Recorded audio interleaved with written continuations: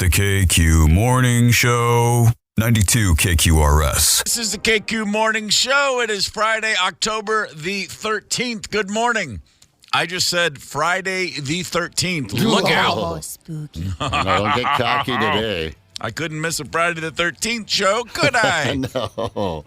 Good to have you back. How you doing? How you feeling, man? Oh, listen, don't let all the extra saliva turn you off.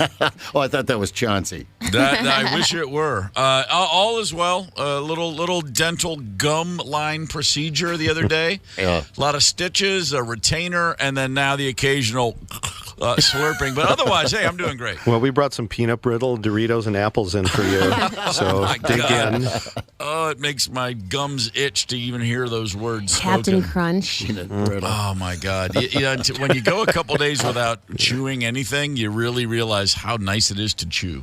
Yeah, you miss chewing. I really do. I look at a bag of potato chips right now, and I'm like, I'd rather have that than that Powerball. There's just a lot of smoothies. Oh, smoothies. There's no shortage of mashed potatoes in the Gorman household right now. Yeah, not going to be chewing much for a while. But, at the end of the day, maybe I'd drop a few LBs and feel better about it. Yeah, there's the upside. That's the silver lining, isn't it? I always think that, too, when I get, really sick. We teased Candace. She dropped on the air one day. Diarrhea isn't necessarily a bad thing. That's the nice thing about getting sick. Every once in a while, you just drop a few pounds. So now, when can you start eating solid food again? Oh, I can can pack something to the very back, but that's so unfulfilling and unrewarding. Sure. Just make sure you chew in the back, and it's like I'd rather just I'll just stay with the smoothies. Yeah, it's ice cream. How about any? I have had ice cream. Yeah. Oh yeah, it Jell-O. was. I gave I gave Rosemary the totally pitiful 2 nights ago. Like, I wonder if I can put some ice cream down. And she just jumped up and ran to the store. That worked out great. I milk it, wonder. man. Milk it. Man, maybe there's some ice cream somewhere nearby. Yeah, you're 24 hours away from her going, get it yourself. Oh, I wish it was 24 hours away. There's no way I'll make it through the afternoon on this one. Now that I'm on the air, she's like, go get something out, clean out the gutters.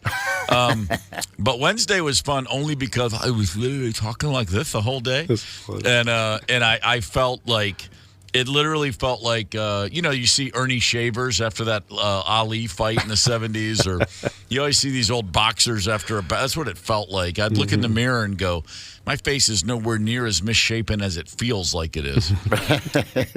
And you didn't even get some exciting time off to, hang back. I thought you might do it like in March, during March Madness. That's when guys like to get there. But you didn't even have a chance to hang back and watch some good baseball. We had Mike Evans yesterday.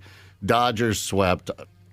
There might be a team out in Maryland that got swept. The Twins obviously didn't get it done at home. But a stadium door closes and an arena door opens. Boldy grabs a loose puck at center. Boldy backpedals down the wall. Back to the line. Faber a shot. He scores! Brock Faber with the season's first goal. And Minnesota leads. Yeah. Listen to that. That's first goal of the season. Brock Faber, Maple Grove kid, Minnesota Gopher, Amazing. Minnesota Wild. Yeah, just a stud.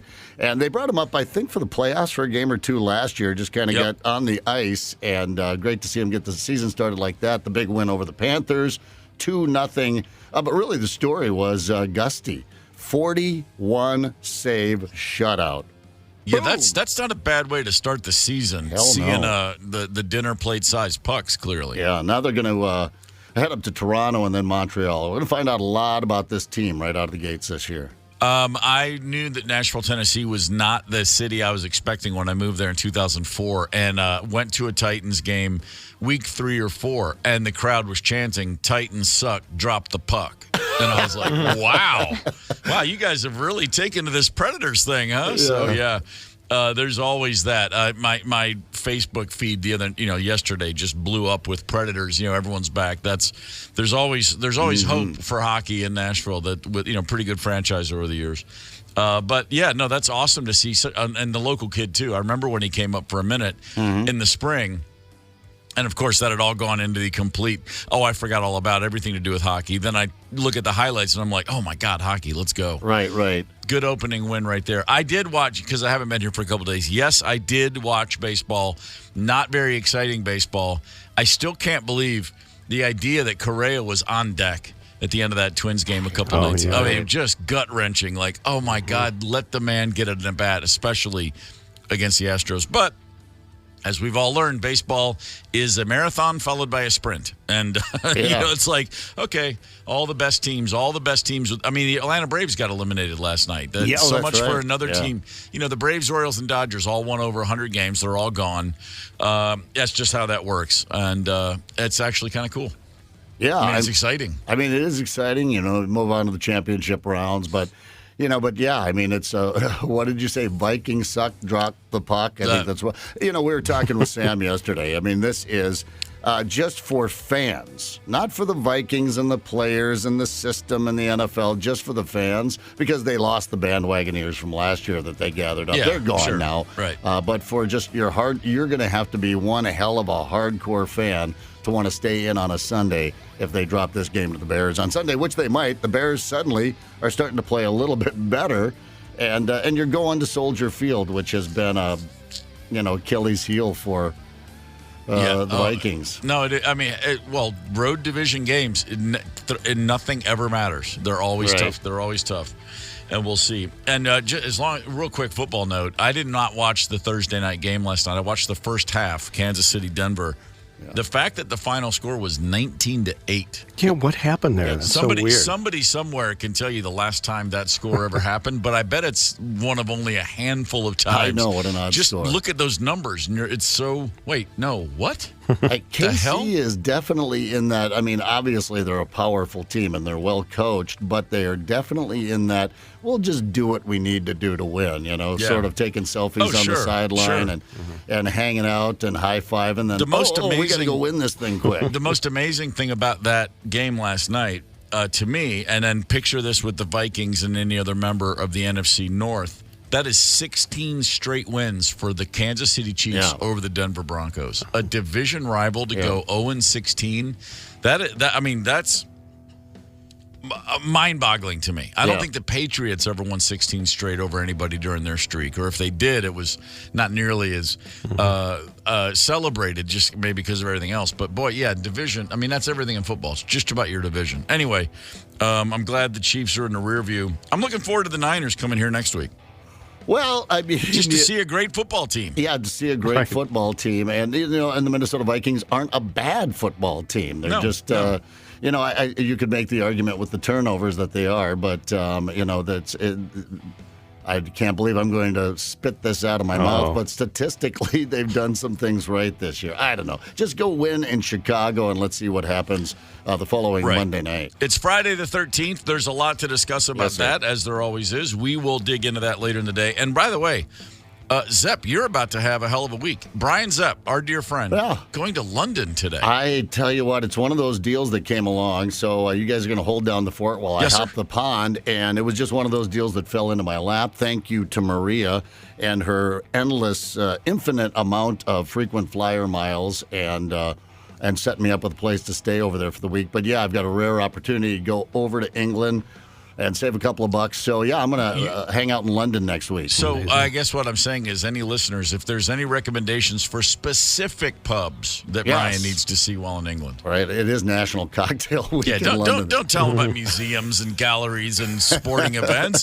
Where should he go get hammered? That's the key. I thought there was a bar in every museum in London. Wait a minute. There is. There is, yeah. Movie Review Friday with Mike Evans coming at 6:30. Hang tight. Niners.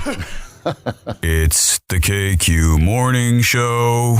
92 KQRS. I'm Steve Gorman. This is the KQ Morning Show. It's Friday the 13th, baby. Come on, man. Let's all watch some scary movies and whatnot. Friday the 13th during Shocktober. Come on. Nailed it. Come on. Special. There are movies that are coming out, and we need to hear what we need to schedule for our own viewing pleasure. So it is a Friday. It is time for the Mike Evans Hollywood Report. Good morning, Michael. Hey, good morning. Welcome back, Homer. Thank you, son. Thank you. Welcome back. This report brought to you by Marcus Theaters, and you want to make sure you get to Marcus Theaters this weekend, and you know the reason why. In fact, I'm going to get right to it. The Taylor Swift, the Eras Tour, the movie review. Really, Steve, this is really kind of groundbreaking. It's just a fabulous film. Guarantee it's going to get many, many repeat customers. I've never seen a concert movie like this. Taylor comes across as a sweet, happy, smart, beautiful, calculated, a warm, loving person. You can't help but love her, even if her music is not your cup of tea. There can be no doubt there's something special about this Taylor Swift. The movie is 2 hours, 48 minutes. Ooh. PG-13, but for what it is, I got to give it 4 stars. Now, will you go see this movie?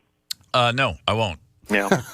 I've seen Taylor Swift in concert several times. Yeah. I did not see the Eras Tour. I did my job. I tapped out of the Father of the Year competition as soon as my daughter was old enough to go to concerts on her own.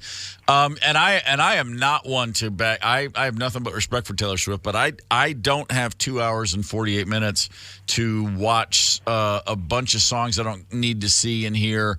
I will look at the highlights. I'll look at the trailer, and I'll think that's great, and I'll always give her credit. But anyway, no.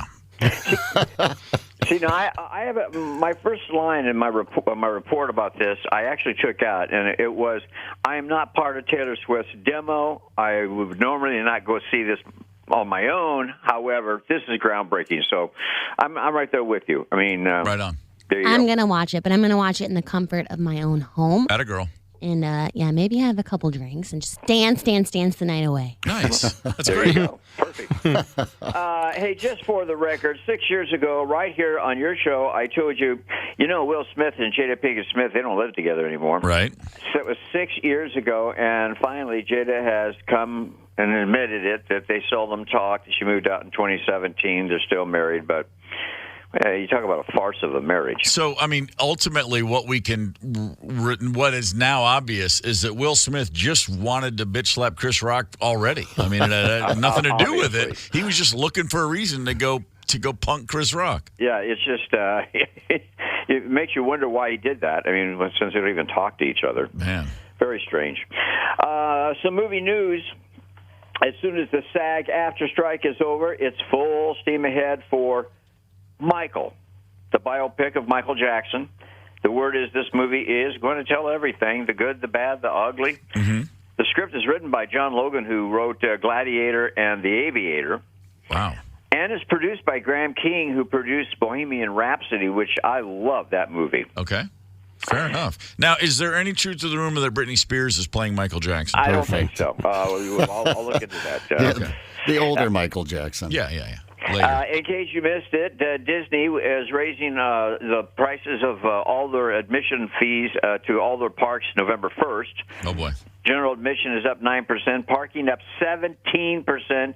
The average admission to go to a Disney park, $194. Holy crap. Oh, my God. I thought it was awful when I took my kids there in 2010. Good Lord. I know parents that have to take out short-term loans to take their kid to Disney. They should take out a short-term loan to go back to school. And the one thing that Walt Disney wanted to do is create this fantasy park that people could afford. Yeah. He's gone. He's spinning in his grave. There's the reason Six Flags exist, and this is why. Exactly. Yeah.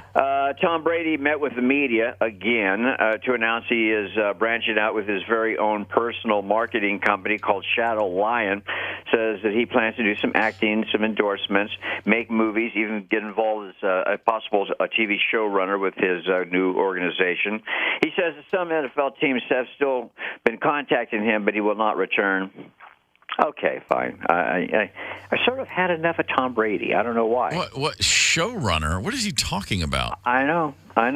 Well, then hire the guy that created, ER to be your quarterback and tell me how that goes. Yeah, exactly.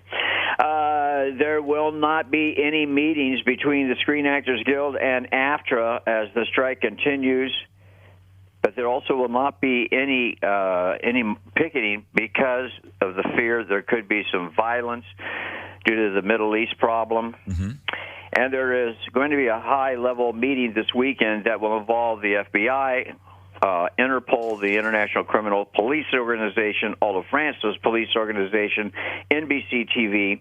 The meetings are being held in hopes to get ahead of any possible terrorist plans, terrorist attacks that might happen from July 26th to August 11th, 2024 in Paris. Of course, they're talking about the Olympics. Yep. Yeah. Wow. Maybe they should hire Taylor Swift's security. They're pretty good. I imagine they are.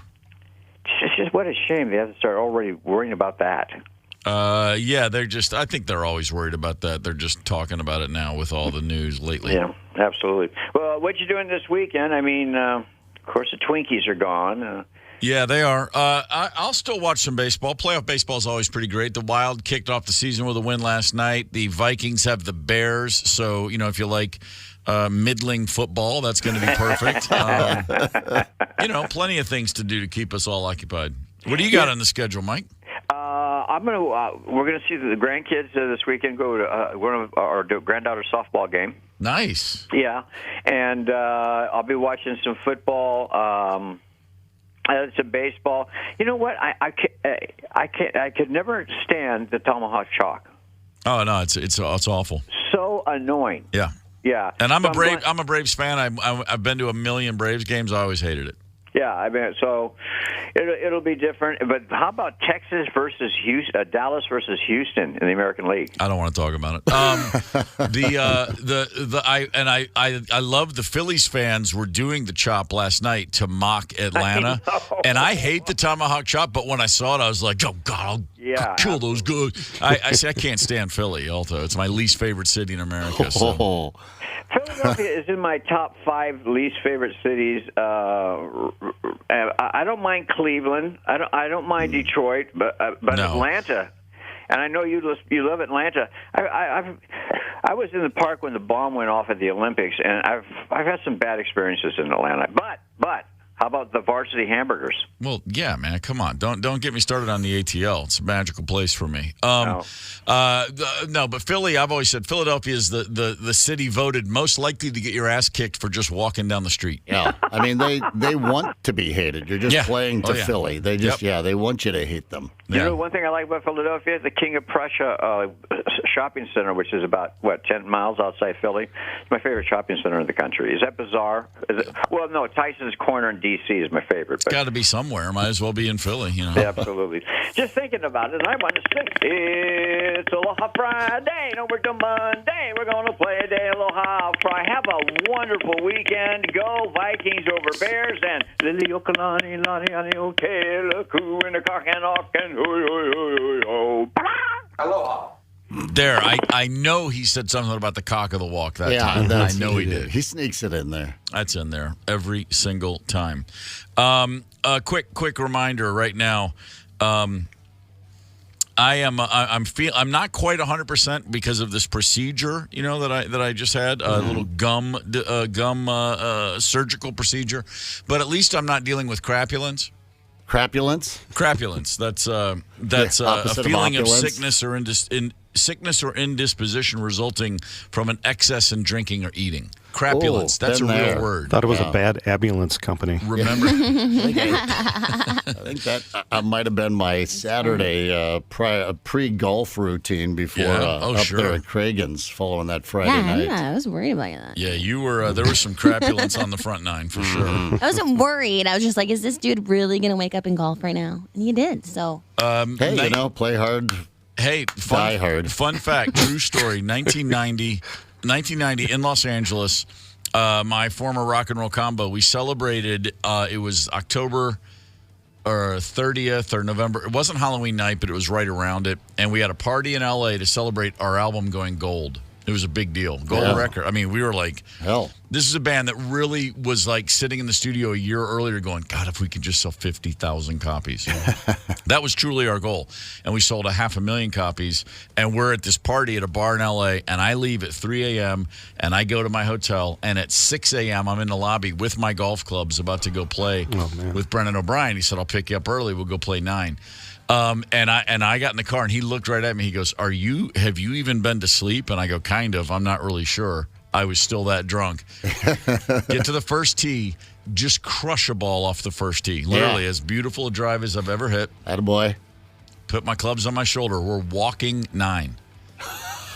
I take 6 steps and just hurl all over the fairway without breaking stride and just kept walking. Yeah. And he looked at me and he was like, man, that's really impressive. I go, yeah, I felt pretty good about it. And I literally went out. I shot like a 38 for 9 holes. Yeah. And then got in the car on the way and was asleep within 5 seconds. I don't really remember much of the round. And to this day, he's always like, by far the best I've ever seen you play. Yeah. I was like, yeah, because I wasn't sweating it. No, you're out of your mind. Yeah, there's something inside your body. All those things that screw up a golf game, your brain was shut off. So your motor skills just took over and went, we got this. We'll get you through this. And now that I'm telling this story, I'm like, wait a minute. Why have I ever played golf in a different state than that ever since? What the hell? I had the perfect excuse to always be hammered before I go golf. There it is. Oh, well, one of these days. All right, we have time for a quick history lesson. What exactly is going on? What exactly is going on? Yeah, what exactly is going on? We're going to have to bring in Gorman for questioning. Steve, what's up? Music, okay, real quick, sports history. On this day in 1985, Vince Coleman, Rookie of the Year for the St. Louis Cardinals, 110 stolen bases. Yeah. And on this day, Game 4 of the NLCS, the Rookie of the Year, Vince Coleman, stretching his legs on the field as it started to rain. The grounds crew at Busch Stadium, pulled out the tarp to cover the field, and they didn't notice their Rookie of the Year in the way. Yeah. They rolled the tarp over him. Yep, I remember that. Yeah, oh yeah. Anybody paying attention to baseball does. It took about 90 seconds to get that thing off of him. He was done for the year. Yeah. He didn't have a break or a tear, but his leg was so bruised and messed up. That was the end of his season. How fast do you think that grounds crew got the hell out of St. Louis? Oh, I think that they were there. There was a Greyhound bus that pulled up to Busch Stadium that night with 8 tickets. Yeah. Said, get the hell out of here. Yeah. One of absolutely the weirdest baseball injury to end a season that I can remember. It's the KQ Morning Show, 92 KQRS. Zep, Tony, Candace, and Steve Gorman are the KQ Morning Show, 92 KQRS. It is Friday, October the 13th. Turn the page live. Boy, that sets a party tone, doesn't it? Yeah, right. Man, we were like, song started, I'm like, yeah, it's a great song. And by the time it ended, I'm like, well, come on. It's Friday. It's Friday the 13th, for crying out loud.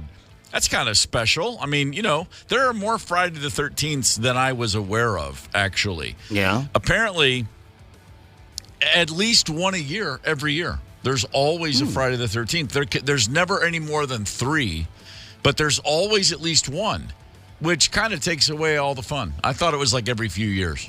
Yeah, I mean, I guess that checks. It doesn't feel like it comes around very often. However, we talk about it enough because when it comes up on the radio, we talk about it. So it seems like it's an annual event, probably. Yeah. Yeah, it seems that way. This is the second one of the year. In fact, there was one in January. My first week on the air on the KQ Morning Show had a Friday the 13th. Well, see, you're excited about it. You're getting jazzed. I mean, about it. Other people get a little freaked out about it. Well, I know, but my mom is one of those people that she doesn't do it any longer. But through my 20s and maybe some of my 30s, on Friday the 13th, I'd get the call from Mom. Be careful, today's Friday the 13th. Careful, honey. Yeah. She's a little worried about me. Anybody have a Friday the 13th story, like a real one? Did anything good or bad or indifferent ever happen? I got my driver's license. Oh. That's bad. Well, I went to a cabin. It was a remote lake with a bunch of friends. No, I'm just kidding. So I was like, there was a guy in a hocky mask. It was a long weekend. Candace, do you remember the score on the driving test? The score? I passed. Okay, so it was a pass. Right. Were you confident and comfortable taking the test? Yeah, I mean, I failed my permit test twice, but I got my license on the first try. Oh, right. I didn't even know there was a test for a permit. Really? I came from South Dakota. They just said, yeah, go ahead, drive. I moved to L.A., or my family, we all moved to L.A. in 2002 and had to get you had to take a written test to get a California driver's license. They make you take a test specifically because cable car in San Francisco.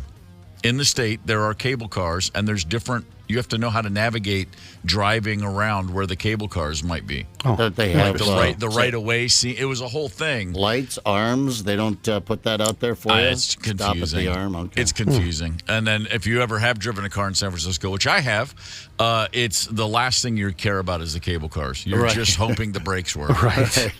That's kind of how I feel about driving in Boston. Where the streets are all.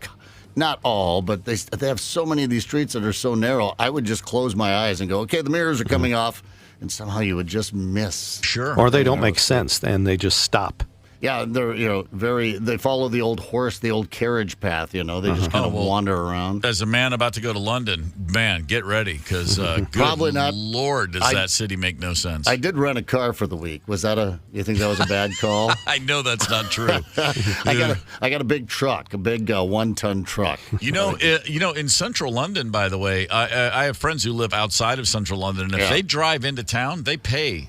You enter the city, the cameras capture you. There's a fee to bring a car into London. Fair enough. That's how congested that place is.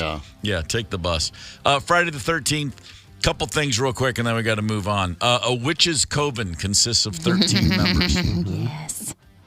There's this place in... is it coven or coven? Coven. Coven. Yeah, why did I say coven? I'm like, wait, what am I talking about? I didn't want to correct you and embarrass you on the air. No, please. I live to be corrected. There's this place... Mistress Candace. Since when, by the way? There is this place in St. Paul by the river called 13 Graves. And they call it that because it's at a church and there are 12 gravestones for nuns that have, passed away there. Okay, sure. And you walk down, you count them. 1, 2, 3, 4, all the way to 12. Oh boy. And then you it comes walk after 8. Then you walk back and you count 13.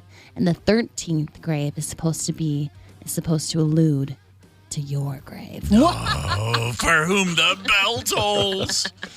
Wow. We used to go there all the time and drink. We'd all share one beer and then walk down. Share a beer. What if you lose count and then you fall? It's super creepy though. This really exists, and I don't remember. I think it's over by St. Thomas, that area, but it's a whoa. Yeah, let's send college kids down to the river drunk. What could possibly go we wrong? only shared one beer. That's responsible. Janie drove. She had, She it was didn't fine. share. She didn't. No. She didn't have a sip of By that beer. golly, She was no, driving. she didn't. Ancient Romans regarded the number 13 as a symbol of death, destruction, and misfortune. Always blame the Italians. That's what I say. Yeah, jeez.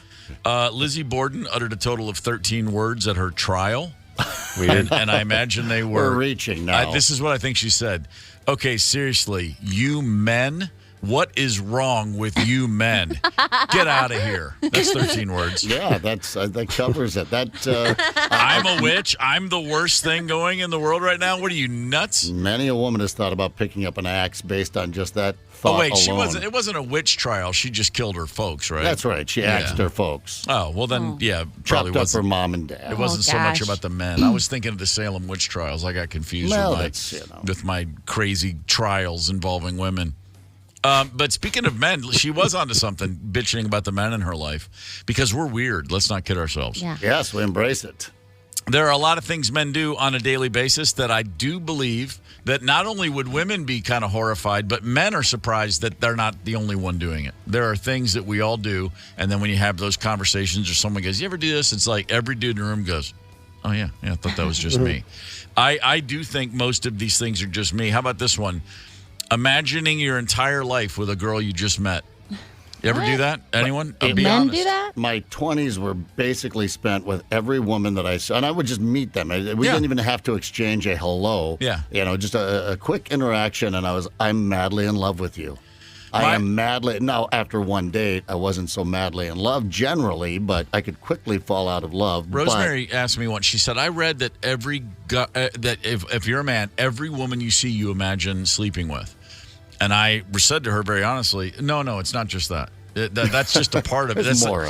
You don't think about those things like in a way where you're honestly aroused. It's just like I said, it's like when I play basketball before the tip-off, I'm sizing up the other team. You're looking at this guy going, well, he looks like he might be kind of quick. He looks soft. It's just, to this day, if I walk into a room, I can tell you exactly how tall every dude in the room is. It's just what you do as a basketball player. I said, no, when I meet a woman, I go down the whole checklist. It's every possible thing. What would make it work? What would make it not work? What would be the thing? I go, I don't even know I'm doing it until you just mentioned it. But yeah, I run the whole gamut. It's like a 12-point inspection on your car. You just checking the tires. At some point, you stop doing it. But I'm like, 20s and 30s, it really starts around adolescence. You're just sizing up every possible component. And I said, it's no different than when I'm playing basketball. She goes, you want to sleep with guys you play basketball with? I said, it's a little different than sizing up guys on the basketball court. Yeah, right. Wanting to dominate an opponent on the basketball court is not the same as wanting to, I don't know. Okay. Dominate a woman Slam in the dunk sack. is a slam dunk. Yes. Wow, fair enough. I broke both my arms dunking once, so, I did learn my lesson there. Cocky. Hey, so how about this one? Do you ever daydream about insane scenarios that will never happen where you're the main hero who swoops in to save the day? Let me just go ahead and wave the flag of pure guilt right here. I've already done it this morning. What? Okay. Anything you can share with us? No, just, I was thinking, I don't even want to talk Just about that. say If it. Maria's listening Who about the cares? plane going down. Oh, you'll land that thing. Yeah, that's what I was Is there thinking. a pilot on the plane? No, but I've jumped out of an airplane before. My name's Brian Zepp. I'll Excuse do you me. one better. When I got up this morning, I woke up about 20 minutes. I'm a little, jazzed up. I'm flying today. I woke up about 20 minutes early, and what did I Google? How to fly a Airbus 300. There you go. Yeah, just of a course crash you did. course. Seems easy. On how to, just in case. Not a crash course, a safe landing course. Right, exactly. But just in case I have to take the cockpit. I do that stuff all the time. Just, I'm the See, hero. I do the opposite. So I don't know if this is the same, but I'm obsessed with Al Pacino. And it happened when That's I was already younger. not the same. When I was younger, I was like 16. Okay. Do you want to hear the story or not? Please. I'm all ears. Yes, let's hear it. Well, I used to think about, when I first got obsessed with him, I used to think about him being in town, him being in the cities, and me falling or something, having to go to the hospital, and then him having to visit me. You're being the damsel in distress then. Yeah, so Okay. kind of the opposite, Well, but, but more I think emotionally. they parallel each other, I think. Yeah. Those experiences. Sure. I understand. Somebody took a fall. I wonder if we would share this same experience, Candace, because I saw this one on the list, you guys, and I went, oh, crap, that does happen to other guys. That pee that sometimes, they says morning pee here. It doesn't always happen in the morning, and you just get that, mine goes right. And it's just, whoops, there it goes. I mean, it's like a 45-degree angle right. Just there, whoopsie. Well, at the risk of too much information, you got to make sure that your pathways are all fully opened. Sometimes things get a little smushed. Sometimes you got to give it a shake before and then after, of course. Very, very important. Like a dog. I have a thing that starts very much like a dog. Going back to saving the day, this is something that started when I was young, before I golfed, and I can't turn it off. It's in my head. If I'm on a golf course and a plane flies over, I'm immediately imagining that plane going down and me pulling people out of the burning wreckage. I think about it all the time. That started when I was 7 or 8, and I didn't golf, but we lived next to a golf course, so I would cut across the golf course to go to the pool all the time. And it was right near the Baltimore airport, BWI. It was then called Friendship Airport. And I would see planes taking off every 5 seconds, it felt like. And as a little kid, for whatever reason, I just started imagining that one day. And it just hit a part of my brain where I could not have that thought if I tried on a golf course. So I don't even realize I'm thinking it. It doesn't distract me from the round. But if I'm on a course and a plane flies over, that goes through my head. It's just weird that it happens when you're golfing. The only time it happens when you're golfing, just not generally when planes go over. No, I can look at a plane and I'll think about, I wonder where it's going and what airline is that? I do that crap. I can't stand if a plane flies by and I don't identify the airline. I mean, there's something really wrong with me. And by the way, shout out to the Delta folks for writing Delta on the bottom of their planes. Thank you. Yeah, right. You have no idea how much stress you're relieving from my day. I had no idea how much was actually wrong with us collectively as a gender. I'm on the KQRS Facebook post. Wow, this is filling up quickly. A lot of ladies chiming in this morning. Come on, ladies, now. Be kind. Nancy says, pushing a baby stroller, stands on the side of the stroller and pushes with one hand. Same with the shopping cart. I do that. Oh, I don't know. that makes sense. Yeah, all right, doing that. They're piling up here. There's all sorts of good things. Oh, I do this all the time. Thank you, Lisa. It's the imaginary basketball shot or the imaginary football throw. Just walking down the hallway. I do it around here all the time. Nonstop. Just throw a jumper up there, Yeah, Matt on the Facebook page wrote, I have a bucket list of weird stuff I want to do. Here's one. I always wanted to buy a cheap car, drive it to the airport when I go on vacation, park it in the fire lane, and just go on my way to the plane just to see what happens.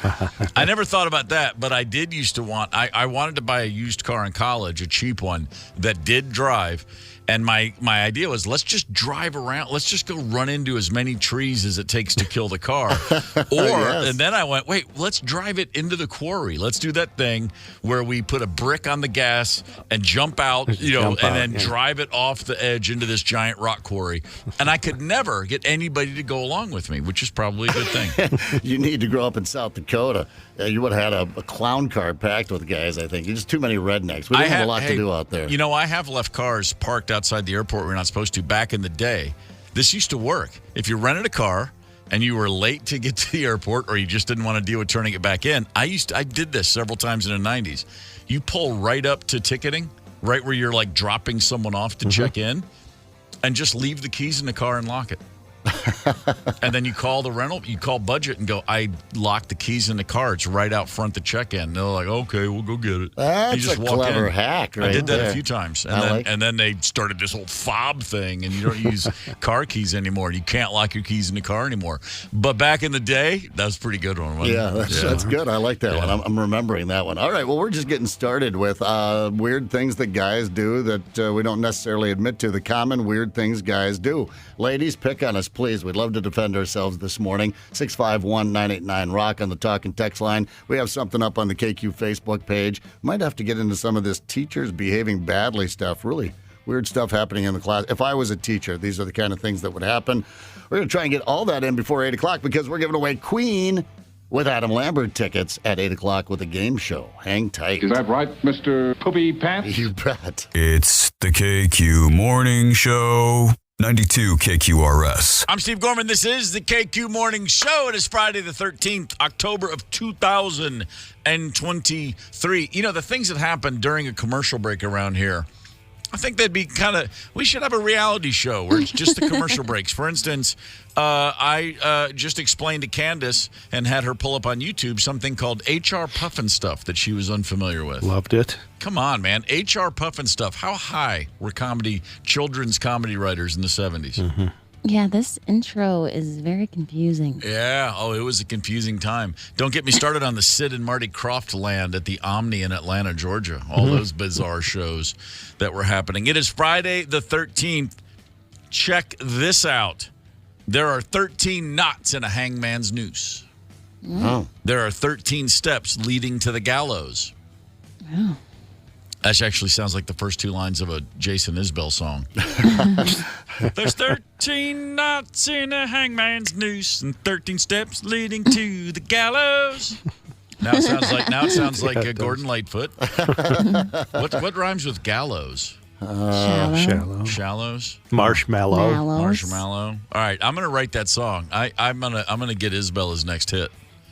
That does sound like something he'd say. Yeah, it does. Yeah, I like that. Anyway, happy Friday the 13th. Men are weird, and we've known this, but now we're coming clean with things men do that oftentimes we think we're the only ones doing this. On the KQRS Facebook page, where please feel free to contribute, Kevin James, a guy named Kevin James, not the Kevin James, I'm assuming. Well, not the famous one, wrote, I exclusively pee in sinks, any sink, anywhere. All right, you stand alone there, though. This isn't a common thing that men do. Check this out. Leave us out of it, man. Here's a story. On the road in the early 90s, I won't use his name, a very famous rock drummer told me he always pees in the sinks in his hotel rooms. Ish. His name rhymes with Stars Mulrick. And I said, what? He goes, I don't know. It's just a thing I started doing. And I said, that's so weird. And I kid you not, I went back to my room at the hotel that night in Dortmund, Germany, and I peed in the sink. And I was like, yeah, it's kind of cool. Yeah, but it didn't stick. I didn't keep doing it. Right. It was just a thing. It's happened. I've done that, but it's not it's not weird things that we just always do. Peeing in the wintertime, I had a thing. I love pee. I'll just walk outside in the middle of the winter and pee outside. Like I would never do that in the summer, but in the winter, like if I'm out there, letting the dog out, it's dark out and it's cold and it's kind of snowing, I'd be like, it's just, I don't know, something about peeing out in the cold. I've done that over time. And I of course, was busted. And Rosemary's like, why are you peeing right there in the bush? I'm like, I don't know. It's snowing. Yeah, which fun makes to melt no the snow. sense. Oh my God! It's like when they dump the ice into the urinal, or the trough at a bar. I love going in there and just melting that ice down. But you're right, peeing in the snow. Just peeing outside in general. There's something about whipping it out and having the breeze hit. I grew up on a farm. I didn't realize you could pee inside. I'm just going to pee outside. When we would have a family visit from Pennsylvania out there in South Dakota or friends coming over, Mom would have to tell us, now, boys, you can't go outside and just start peeing in front of everybody. It's the crisp sound of the trickle on the leaves. Like a dog. Soothing. But that breeze on the balls. You just mentioned that, when someone dumps the ice in the sink or the urinal, when I dump a large amount of ice into the sink, I have to then melt it with the nozzle. I put it on always. Hot. It's fun. I could never, ever, leaving a sink full of ice to melt would be like asking me to walk across broken glass barefoot. I have to melt it with the nozzle adjustment, the hose. Obsessive compulsive, I believe. I just love watching it just shrink and shrink, and then it's gone. And then because this has happened many times, my wife will go, "Why do you do that?" And I go, "For science." That's my answer. I'm doing this for science. Well, speaking of ice, I see this one: kicking ice cubes under the fridge when they fall. Always. I don't bend. I think it's water. It's just going to dry. Yeah. Probably just No, I kick the ice cube. No leaning over and picking up the ice cube. Just don't get caught. Although a member of the Gorman family, Chauncey Gorman, if he knows the sound of an ice cube hitting the floor, and he will just run over and grab it. He's like, if it's on the floor, I'll tell you, he would take an ice cube from your hand, but off the floor every time. Oh, yeah. I mean, letting the dogs, almost anything that hits the floor, unless it's something they shouldn't be eating. That's what dogs are for. That's the original Roomba right there. Mm-hmm. Yeah, that is. It works. It works. He's happy with it. What can I say? I know, no kidding. Let's see what else on the Facebook page we've got. Oh man, they're just piling up. Here's Cindy. Just doing dangerous and impulsive things. I have 3 teenage boys. Yeah, and she adds here that she has 2 teenage girls. They just don't do that stuff. Yeah, I guess you're right. At some point, we just want to break something, whether it's our own bones or something. I definitely have that component. I think most of us do. Tony goes streaking. We just do impulsive, dumb things. Yeah, that's our thing. Yeah, there's a lot of scratching and touching and sniffing of the fingertips as a guy. I mean, most famously, any soccer fan out there remembers that the coach of the German national team in the World Cup for years, a guy named Joachim Lau, however you pronounced it, he was in the middle of World Cup matches. They'd show him on the sidelines, and he would do the finger right into his armpit and then pull it out and smell it, like not even know he's doing it. Weird. True story. And then in the middle of a game, not just the booger pick and eat. By the way, Germany World Cup. Like this is a team that's won the damn thing 4 times. Yeah. This is like Nick Saban times 100 or Bill Belichick times 100. It's the World Cup. It's the German national coach. Standing on the sidelines of a game, hand right down the back of his own pants, and then the finger sniff. No, not the finger sniff. Yeah. Did a little exploring? No. Oh, no, trust me when I say this, there are YouTube. You can just Google German coach sniffing fingers and just watch them all yourself. That's a fetish. I don't even know if that's obsessive compulsive. That's just gross. There's something some sort of stimulation he's getting in his audio sensory brain. No. Yes, every time we complete 7 passes in a row, I have to sniff something. It's exciting. I get all excited. Yeah, I'd rather him do it with one of the other guys than his own. I don't know. That it's a strange one. It's a strange one. Yeah, no, thank you. I can remember when the body odor is a new thing. I can totally remember. You lift the arm to get the pit smell just to chicken see. soup. Yeah, during choir in middle school. I'm like, what's going on here? I smell like chicken soup. Yeah, adolescent BO is like a whole thing, man. And then watching my son go through it the first time, he's like, man, my pits stink. And I'm like, man, just close your arms and leave the room. That's what you do. You just try and keep your arms down, keep the smell It's amazing. Sealed. They say smells, they bring up memories as much as anything, even more than like music. The first time I smelled my son's chicken soup armpits, there it was, 1977 all over again. I was like, oh my God, I think my face just broke out because my son's armpits smell like soup now. Boys growing up. Man. See, like, I don't know. I mean, I don't usually like that, but when I was in Italy, the Italian sweaty man smells different than the American sweaty man. It's like more appealing. And my problem, and I do have it. This is just total gross, stereotypical, generalized nonsense I'm about to say, but it's real. In my experience in Italy, I didn't have a problem with the Italian men and their body odor. I'm aware of it. I smelled it. I've been in elevators and close quarters. Okay. But it's the women, and it's not that the body odor; it's the perfume they add. Just mix in some deodorant instead. Yeah, you don't need the perfume and the body odor, that combo. And I'm very sensitive smell. Like if I go into one of those stores in the mall that has like every type of candle imaginable, I want to throw up. I get overwhelmed with smells, and the perfume and body odor combo is.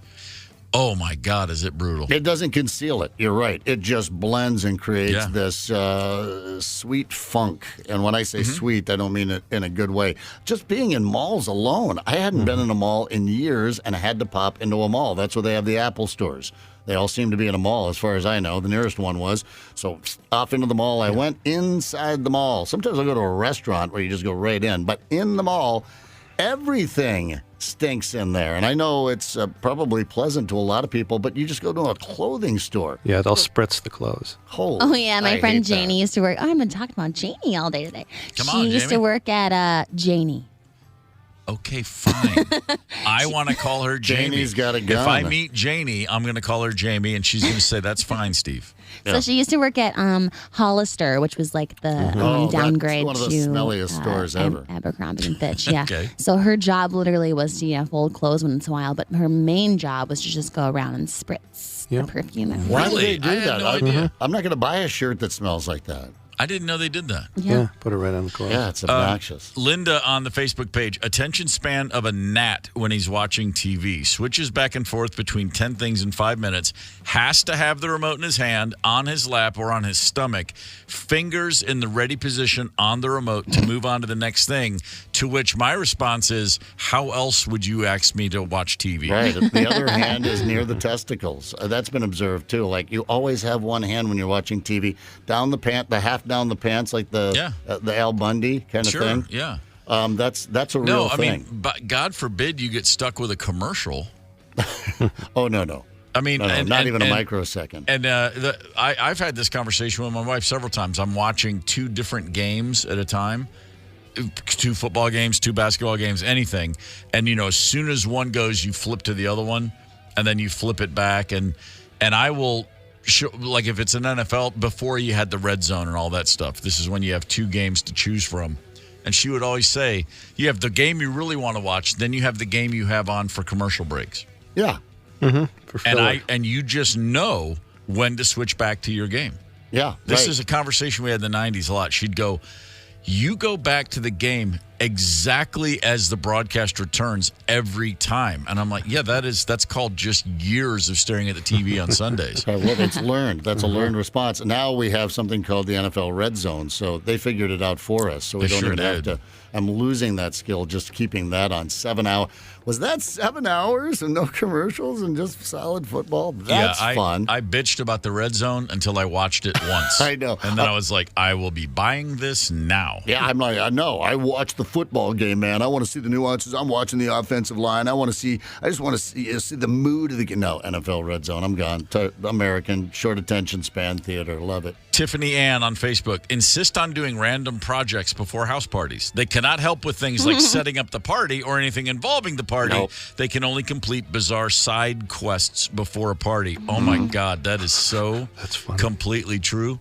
I grew up in a house where if company were coming over, that house was cleaned. I mean, you know, and if it was out of town or just someone coming over for dinner, it's like, okay, pick up the room, pick up the kitchen, pick up your bedroom. I'm like, Dad, your friends are not going to come back to the bedroom.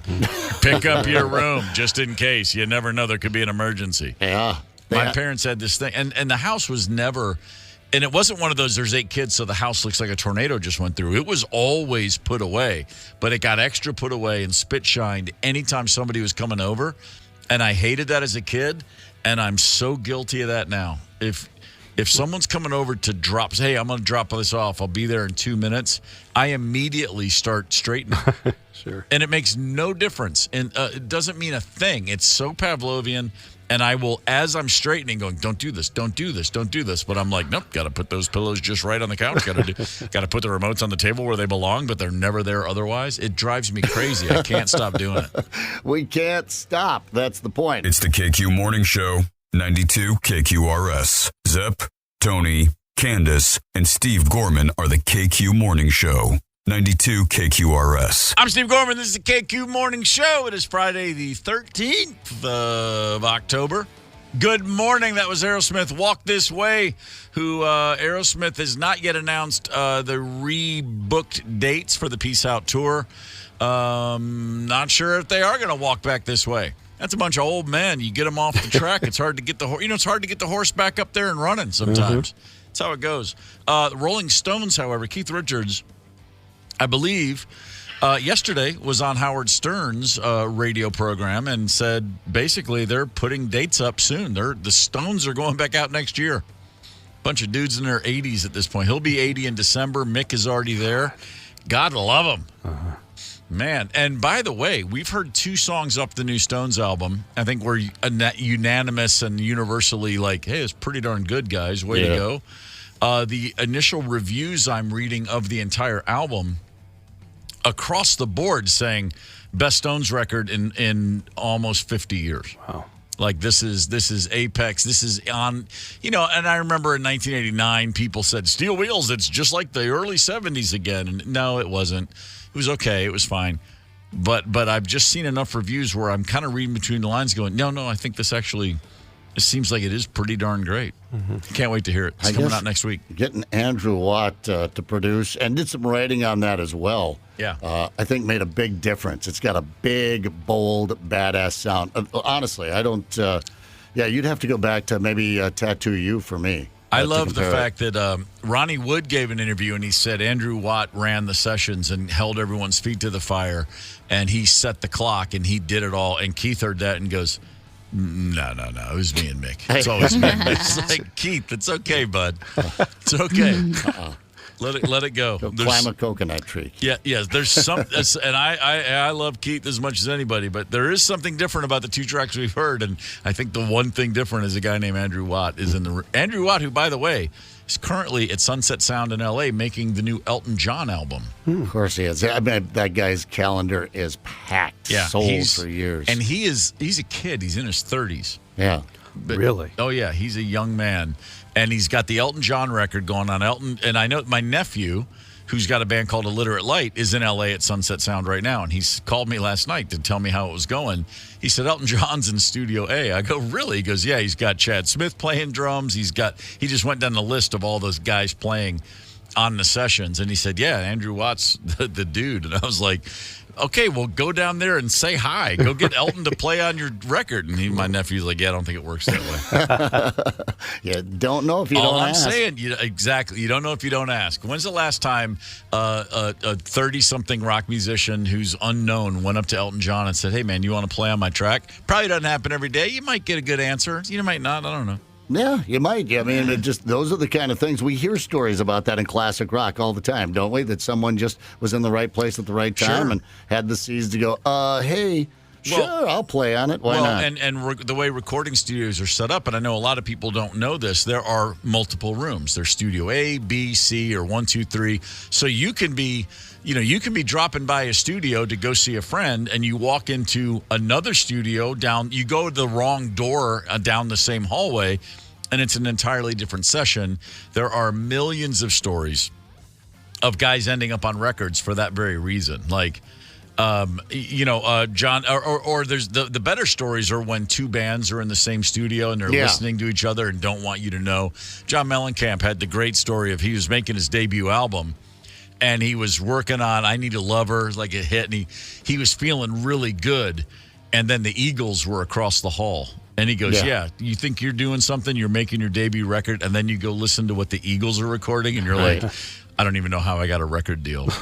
Mick Fleetwood was hanging out at Sound Studio trying to get a new version of Fleetwood Mac together, and there were a couple of kids down at the end of the hall trying to write some music. Lindsay and Stevie were laying. That's how Fleetwood Mac ended up being the biggest band in the world there for quite a long time. The band Queen was in the studio, and down the hall was the band Chic. And John Deacon, the bassist of Queen, was listening to Chic, and he was like, man, that's funky. That's cool.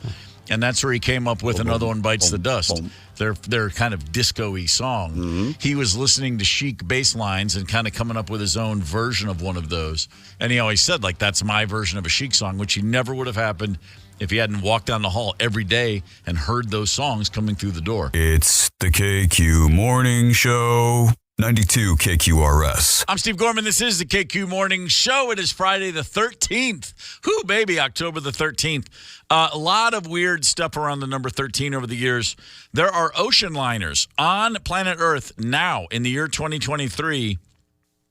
They will be held in dock until after midnight on a Friday the 13th to appease passengers' fears. People are literally making huge decisions. Check this one out. Finally, according to Smithsonian Magazine, the fear of the number 13 costs America $1 billion per year in absenteeism, train and plane cancellations, and reduced commerce every time there's a Friday the 13th.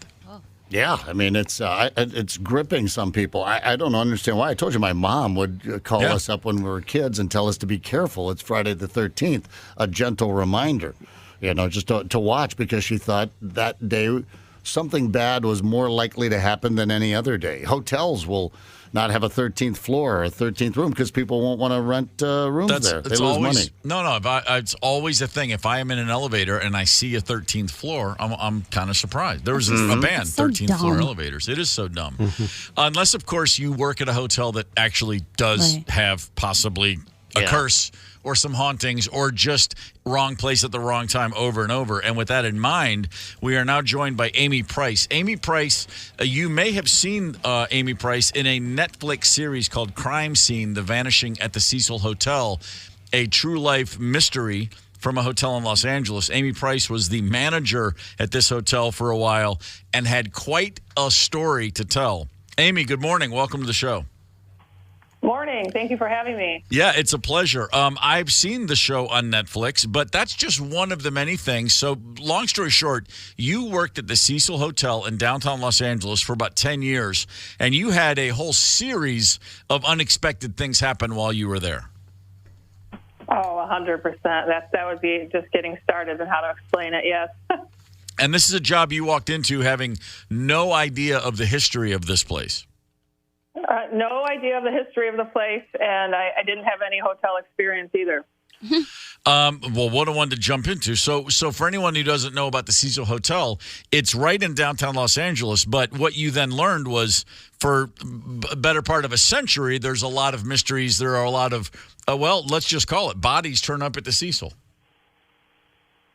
Well, some say that that's the case. I do talk about in my book that, over the time that I worked there, 80 people died. I can't say that there were murders. There were all different circumstances. So in my time, there were not actual murders. Mm-hmm. I want to be clear. Okay. I can't say that it didn't happen before I arrived, but while I was there weren't any murders. So your book, Behind the Door, The Dark Truths and Untold Stories of the Cecil Hotel, you just mentioned 10 years, 80 deaths. That's a pretty strong batting average, 8 a year. Did it ever become something that was kind of blasé, or did every one of them jar you? I wasn't involved with, all 80 of them, of course. And a lot of them were, they were natural causes. You have to understand we had a lot of tenants that lived there, when I arrived, and they, struggled with mental illness and health problems. So I have to say what the most disturbing part about it was the mental illness and just seeing just how sick some people are. Right. Amy, the story on the Netflix series, the Netflix documentary, Crime Scene, The Vanishing, it really did focus on one specific story that got a whole lot of attention there for a little while. A young woman from Canada was missing and then found. This is on the roof of the hotel in one of the water tanks, correct? Oh, yeah. And as that was all unfolding, I cannot imagine what and I remember at the time hearing about it. There was people said the water tasted a little different. There were some complaints about the water, and then somebody went up and discovered her in there. How could anybody in your position have been prepared for the onslaught of attention that brought her?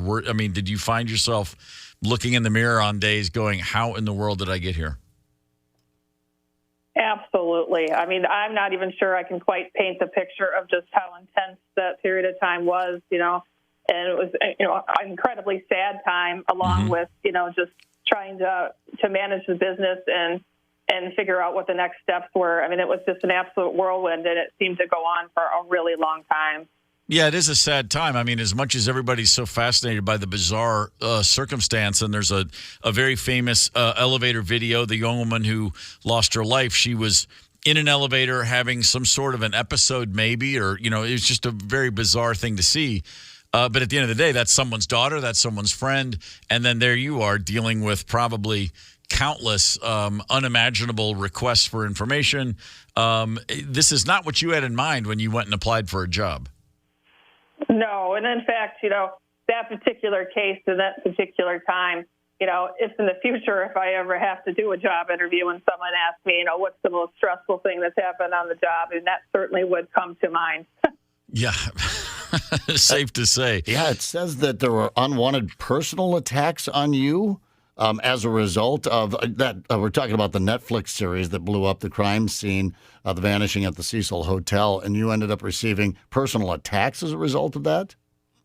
Oh, yes. Here I was. I thought I was, clearing the air, and just, it was an opportunity to explain, what happened, what it was like to work there at the time. Again, I never want to forget or overlook that someone passed away. It's very, very sad. But I never would have thought that, people would come after me and think that I had something to do with it. Somehow I tamper with, the elevator footage. I mean, if anyone knows me, I'm not techie at all. And, I certainly wouldn't be messing with, security footage tape. But, my family was threatened. I mean, it was really scary. Yeah. That's unbelievable. You're a woman goes in, applies for a job thinking, oh, hotel, this could be interesting work, and having no idea what could possibly be the case. So what did you find out? So over the years, the Cecil Hotel, was it originally, when it was first built, was this place sort of was it a nice place? Did the reputation and did the clientele over years change, or was it always a hotel that served people kind of on the fringes? Oh, absolutely not. I mean, ironically enough, when the hotel was built, it was built for the modern business traveler. And it says that, for the advertisement. Mm-hmm. And to me, it's just unbelievable because the amenities were just never really like anything that we'd expect today. Most of the rooms don't even have a bathroom inside, with today's society, most people don't really want to be checking into a room without a bathroom or a shower, Well, sure. This particular building has 600 rooms and only a fraction of them have bathrooms. So, over time, I think it's natural, to understand what happened because it's going to attract different levels of people. Sure. I think a job like that, too, you're going to come away either, hardened and sort of callous and turning an eye, or it's going to open up, levels of your humanity. You're going to see people, take them one at a time and recognize everybody's path is unique and can be very difficult through no fault of their own. I have a feeling that's more where you ended up on this. I love that you picked that up. And yes, and my book is, it really talks about a lot of the people that live there. And I think, if I hadn't written about them, they otherwise would have been forgotten, and they have a story to share too. Amy Price, the book is called Behind the Door, The Dark Truths and Untold Stories of the Cecil Hotel. It's a fascinating thing. If, I'll watch a documentary about what it's really like behind the scenes at a hotel or at an airport or at a fast food restaurant. Unless you work there, any job you have, you don't have any idea what's really going on behind it. You had that experience plus one filled with so many characters and so many interesting stories in a city full of characters and interesting stories. Amy, best of luck with the book. Thanks for calling in. Thank you so much for having me. You got it. If you haven't seen that documentary, now, Amy, one thing again. So there was a story from This is in 2013. It's not that long ago. I mean, 10 years ago, a student from Canada went missing in L.A. and they found her after I think a week. She was missing. Again, on the rooftop water tank of this hotel. Her body was found there. Remember that? And it was just the most bizarre thing ever. The Netflix documentary series Crime Scene: The Vanishing at the Cecil Hotel, when Amy Price, who we just spoke to, was approached by Netflix, they pitched it to her as, we're going to tell the whole story of the Cecil Hotel. She said, oh, great. I've got a lot of great stories. Yeah. And then, of course, the entire thing was really just all about this one case. Right. So she was kind of burned by the producers to begin with. And then after it airs, people come out of the woodwork to accuse her of muddling the investigation.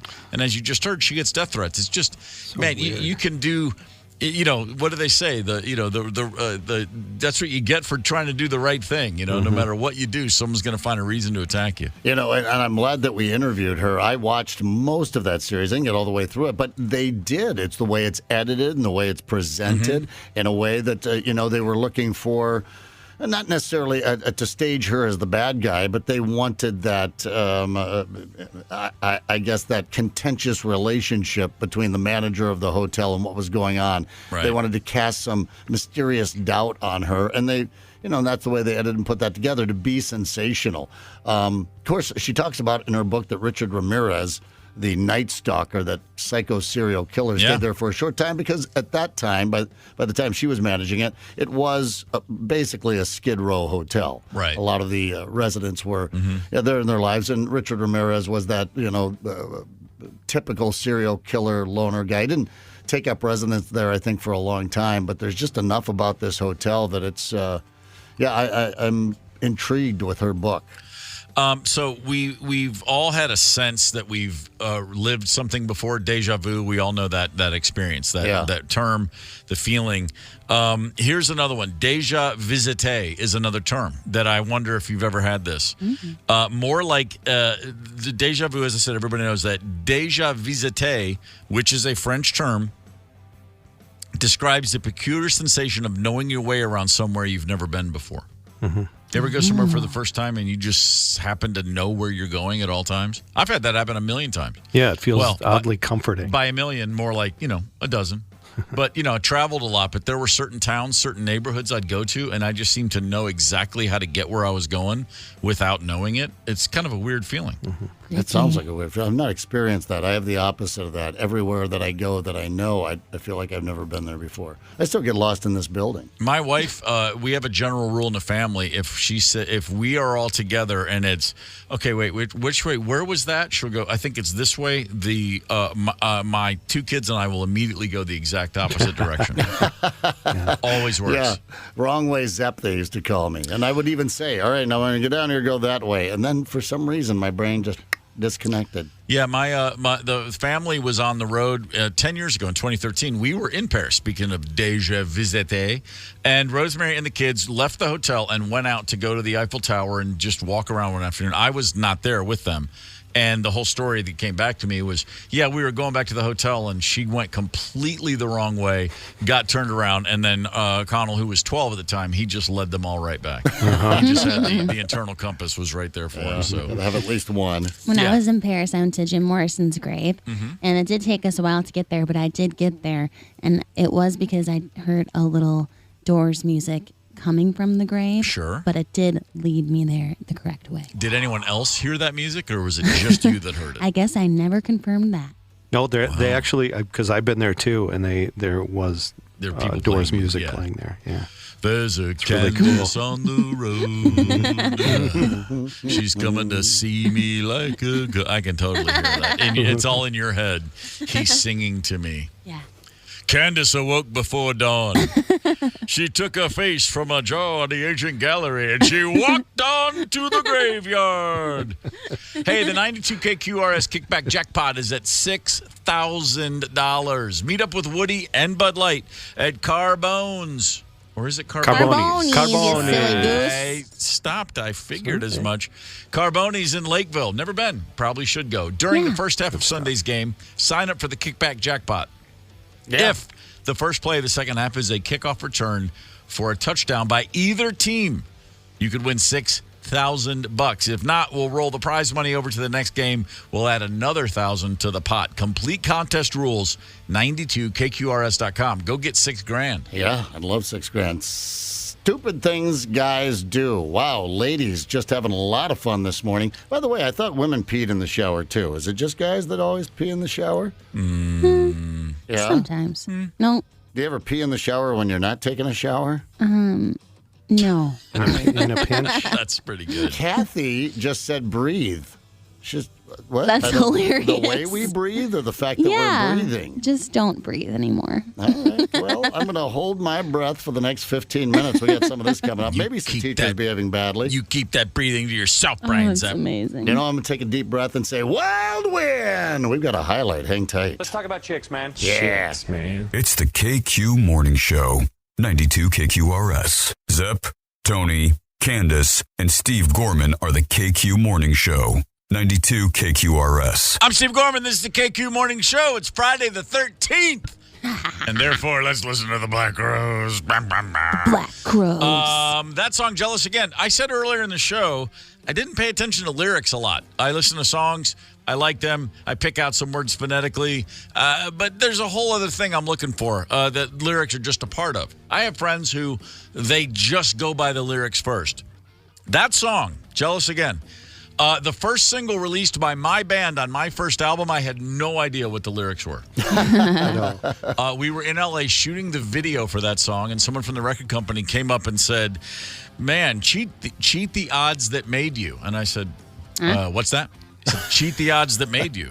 Yeah. Brave to try to gamble at times. And I literally looked at him. I said, what am I missing? He goes, we're shooting the video for Jealous Again. That's the first line of the song. And I said, oh, that's what he's saying? I don't know. And he said, what'd you think it said? I said, Chichiat and Dayu. I was just singing it. I don't know, Chichiat and Dayu. And so there was a limited edition, just like crew-only Black Crowes t-shirt on the back. It said Chichiat and Dayu. I love that. That's great. That is great. It probably means something somewhere. It probably does. I had read the lyrics when they were written, and I said, these are great, but then I completely forgot them. And like, what is he singing? Yeah, everyone was like, it's your own band. I'm like, yeah, I'm busy. I'm not a fan. I got work to do. When I hear that song, my mind's otherwise occupied. Sorry. That's how it goes. You know, I mean, you can't be responsible for everything. I'm trying to keep a beat. Well, come on. Fair enough. That's how it goes. That's all I'm saying. Men. Yeah, well, exactly. Focusing on the task at hand, Candace, sue me. It's difficult for you guys, isn't it?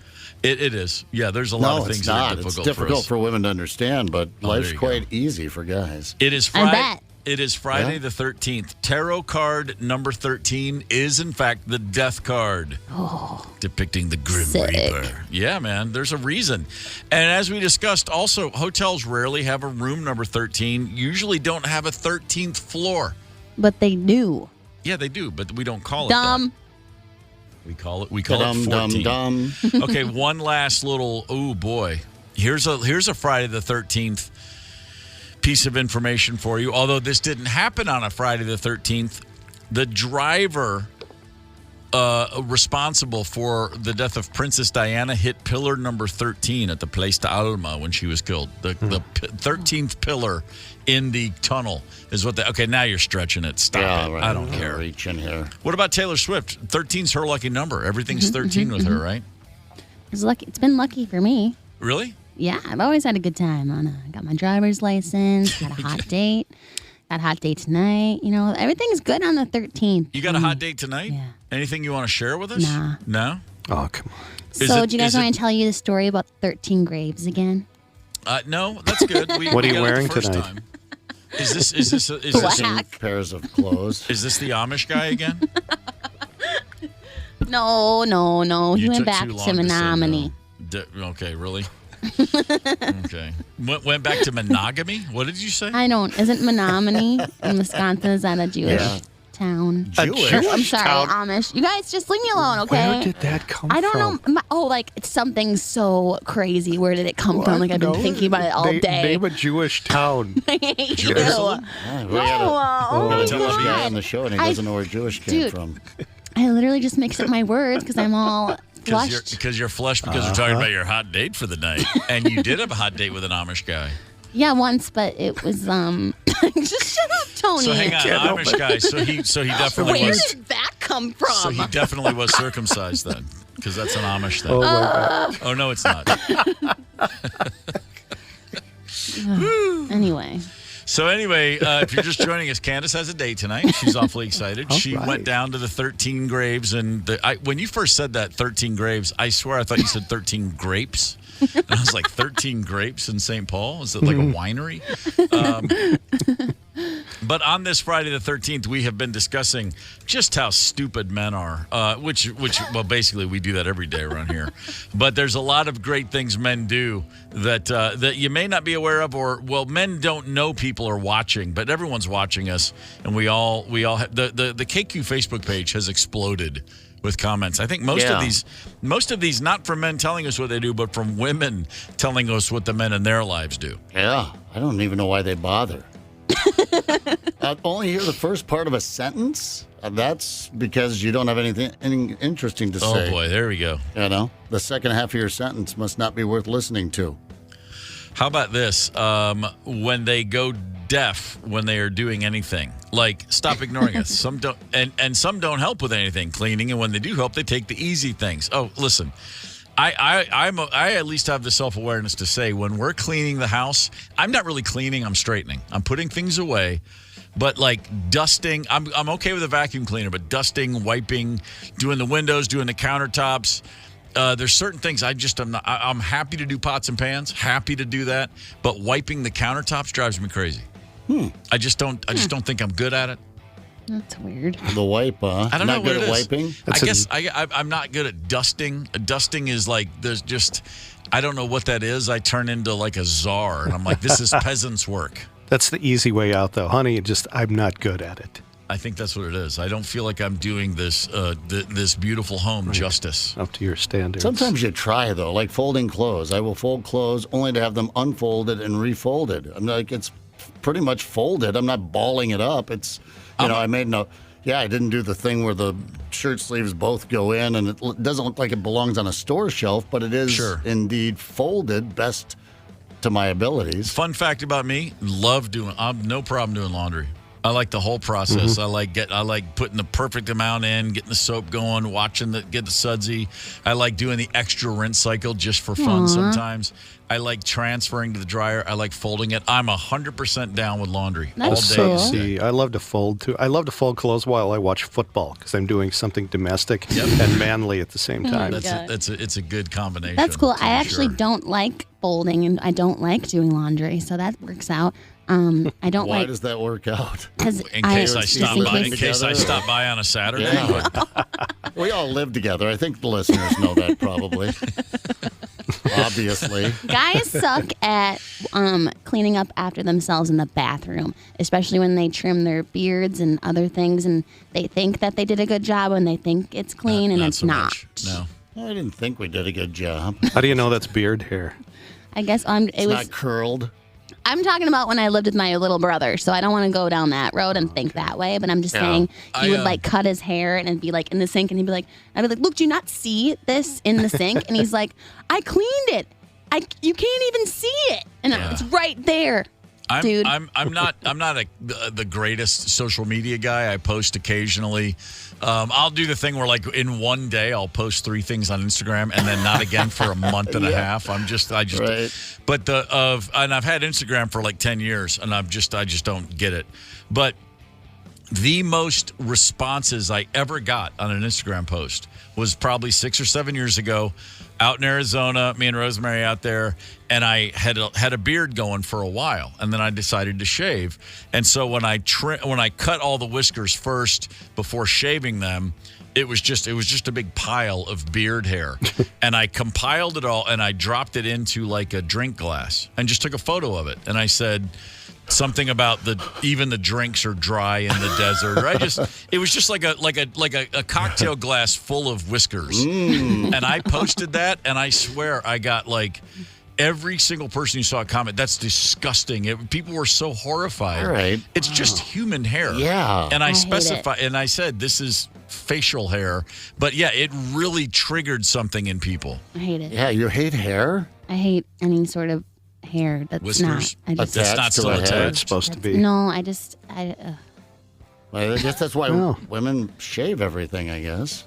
Could be. Except their head, They just don't No, like I'm all just that kidding. hair. I like hair on a man. I just don't like hair off of a man. No, I know. I get that a lot because, I've got this little white trash scruff of mine, but you have to trim it down, and you get the little short hairs, and they go over. You can't. You wipe and you wipe and you wipe, and you're just swishing them around the sink. You can't. It gets on the grout there, and it just sticks. And so I just give up. And you're right. It is kind of disgusting, and I get some grief about it. But I try to put a towel down now and do it over the towel, but inevitably I will grab the towel, and do that thing where and then there's hair, just of hair in the air. So I have a little trimmer that has like a built-in vacuum cleaner.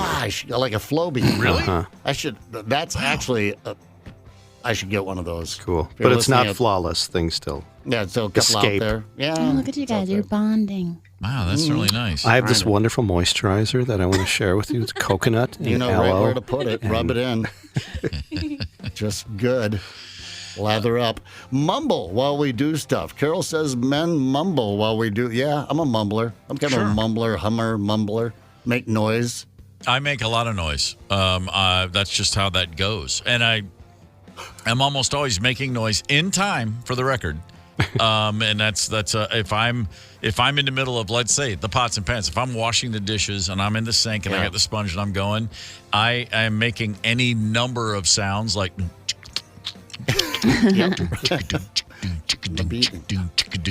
I don't speed up. I don't slow down. I just hammering a 4 in the floor beat sometimes.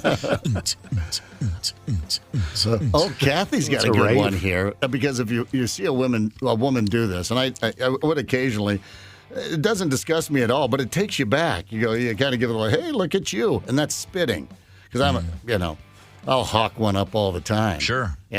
But then you can imagine the frustration I'm feeling now. I'm on a no spit regimen for a few weeks because I just had a gum procedure done. Yeah. I'm wearing a retainer, for the record, in case anyone's forgotten. You have no idea how many times I've had to turn my mic off today and swallow all the extra spit for me because I can't spit. Put that in a cup and post it. Ooh, that's a great idea. Yes. We should all spit into a cup, and then we'll ask the listeners that go to the Facebook page, look at all of our spit in a cup, and tell us which guy actually has stitches in his mouth. Oh, God. Do women not scream at the TV or the radio? Are we the only ones that do that? Oh, no, we do. You do? Do you get all right? Lisa thinks just the guys in her life. Lisa's not a screamer at the TV or the radio. I am. You know what the guys in my life do? What do the guys in your life do? Instead of texting you back, they'll just message you or on Instagram or something. Like, we'll just go to social media to respond.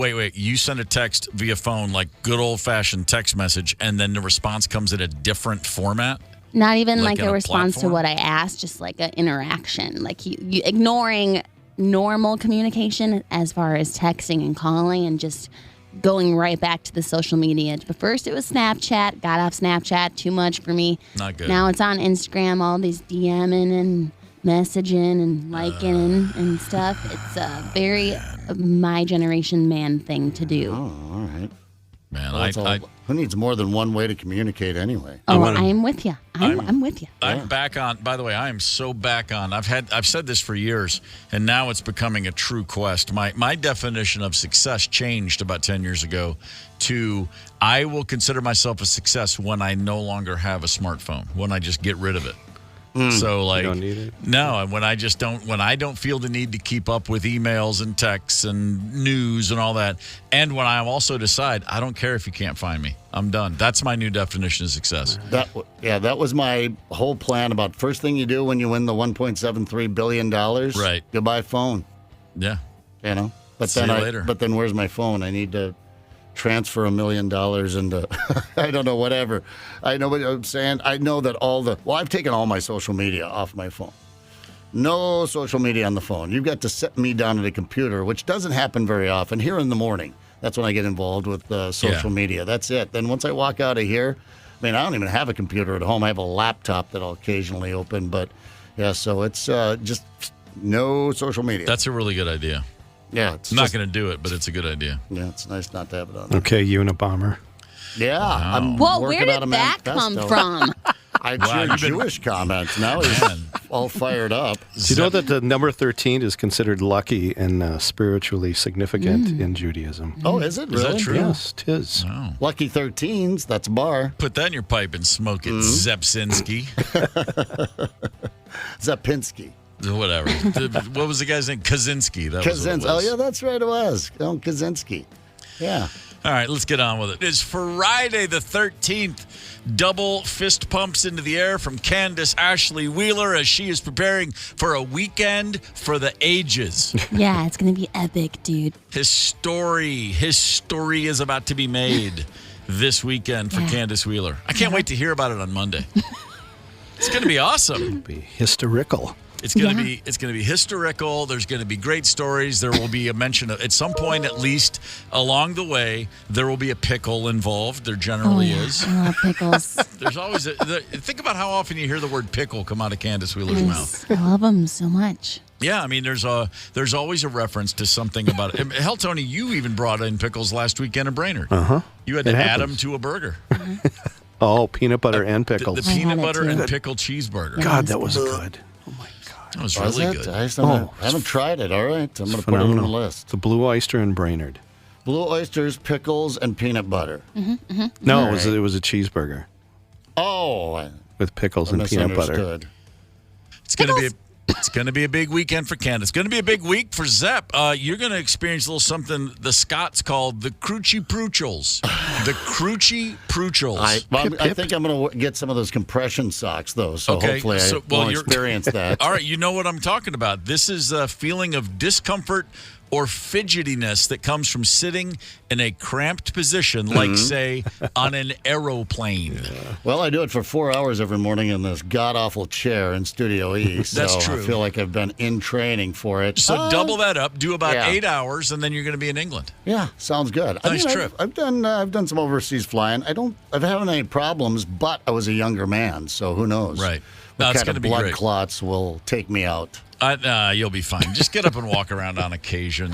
You'll be good. If anybody's heading out to MSP this afternoon, give Zepp our best. Off to England for a week. I'm happy for you. Yeah, thanks, man. I'm very excited at the opportunity. Kind of just laid out there for me. You got to, grab it and go. So I'm going to do that. Go check it out. I'm excited about it. Tony, weekend plans?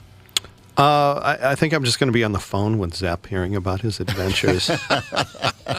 FaceTime me. Walk through Hyde Park every step of the park. I told Tony I will do a call into the show, but realize 6 hours ahead I will be drunk when I call in.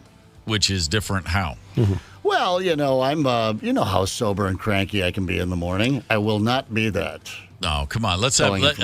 I love the idea of drunk Zepp doing a British accent over the phone next week. I'll have it. It'll at least be a bad Irish accent. That'll be great. Go to the Churchill War Rooms and then call us and tell us about what he did, how he could have done even better or something. Bring us back some crumpets. All right. Yeah. Crumpets coming, biscuits and crumpets and bucket hats for everyone, Higgins hats for everyone. What my final new real honest to God word in English for the day I'll share with you. Gwenders. You may pick up a case of the Gwenders while you're gone. That tingling feeling you get in your fingers when they're cold. That's an actual thing. Oh. Gwenders. All right, well, I can pick that up right here in good old Minnesota. But yeah, all right, I get the Gwenders. I'll throw that around. You know what I'll do? I'll just be that obnoxious English guy that looks at the British. I got the Gwenders this morning. You know what I'm saying? It's a little chilly, and they'll just roll their eyes and walk away or punch me in the gut. Oh, that'd be funny if you got punched in London. I might. I've been punched in 4 countries, but not England. I can tell you how to get punched. Go to a neighborhood called Highbury and wear a Tottenham T-shirt.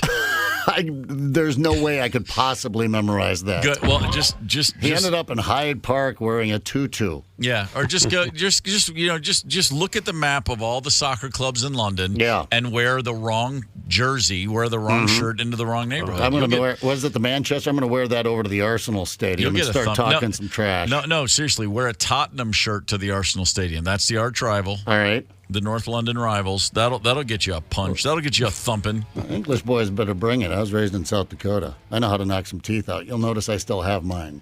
Wow. Holy smokes. I'm just saying, we kicked their ass once. I'm willing to do it again. No, I'm kidding. What's the old bar line? It's hard to pick your teeth up off the floor with broken fingers. That's it. That's an Irish line, actually. That's always a good one. Yeah, that is a good one. That's a Belfast. That's a Northern Irish line. Those are the kind of things that I would love to be able to say with any confidence to someone at once in my life. Because if it were me saying that, I'd literally be like, yeah. Yeah, well, it's hard to get your fingers out of your mouth when your teeth are... Oh, crap. Yeah, I know. Mess it up. Are you going to go to King's Cross Railway Station? Do you know?